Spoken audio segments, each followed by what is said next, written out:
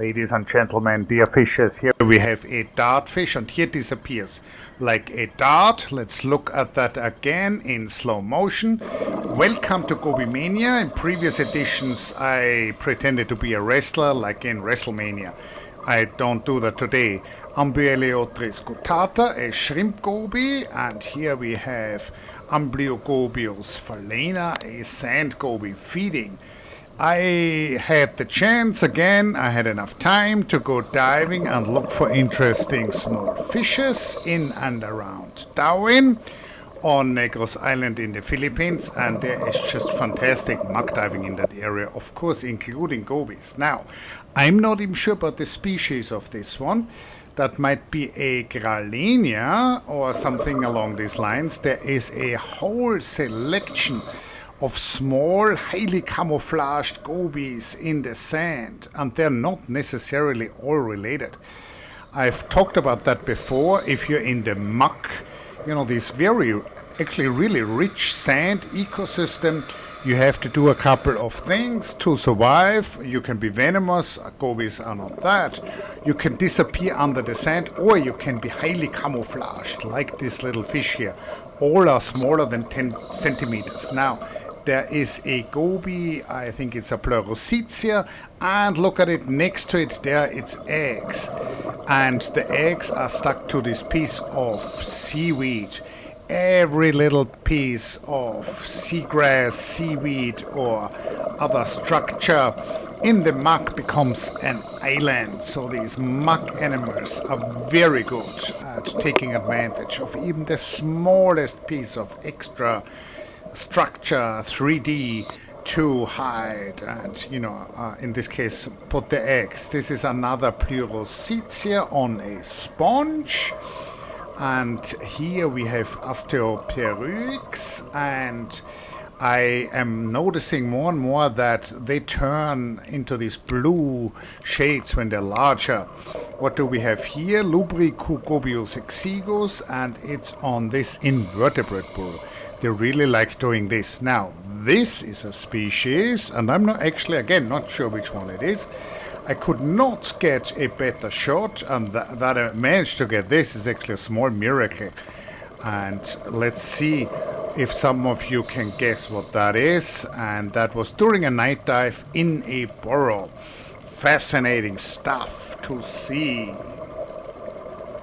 Number 2, we also saw a lot of cardinal fish. Now, cardinal fish are usually schooling, and they are small fish, and they very often use invertebrates like this crinoid here as a sort of a mini reef. So again, these small fish in the muck, they're very good at taking every tiny little bit of maybe human-made trash or mid-sized invertebrates to hide next to them. And so, these cardinal fish are actually in a block of staghorn corals.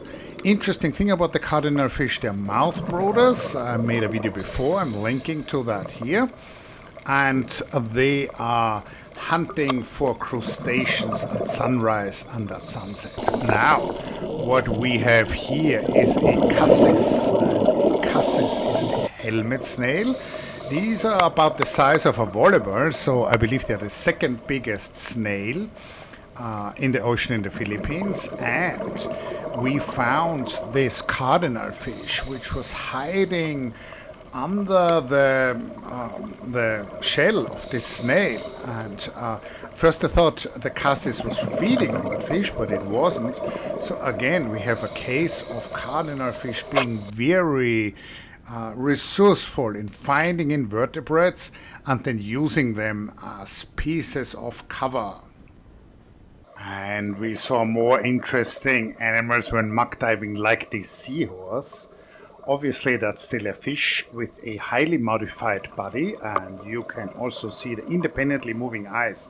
Really interesting. And then the tail has developed in evolution in this grasping organ. Now we have Scorpionopsis diabolus, which is a scorpion fish, which is a fish which rather walks than swims. And when it's not moving, it's very hard to see.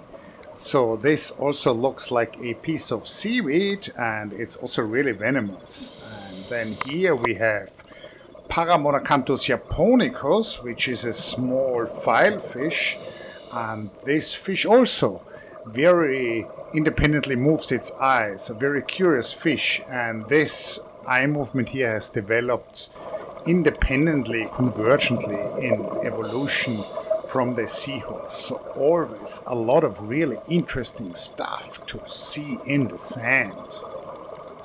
Now, finally, we also saw a turtle, and this is a green turtle in the seagrass. It doesn't look so good, unfortunately. So if you look at the hind body of this animal and a little bit at the head, you'll see these tumors, and these come from ADCs, which is transmitted by viruses, and it's called fibropapillomatosis. And this doesn't necessarily kill the turtles, but it can, just by choking it out and by compressing the organs. So this seems to be somewhat related to pollution, but the exact mechanism is not clear, and let's hope that this turtle makes it. Finally, at the end of this footage of this video, I'm showing you some gorgeous schools of gobies on the reef. I hope you enjoyed today's video, and see you again soon.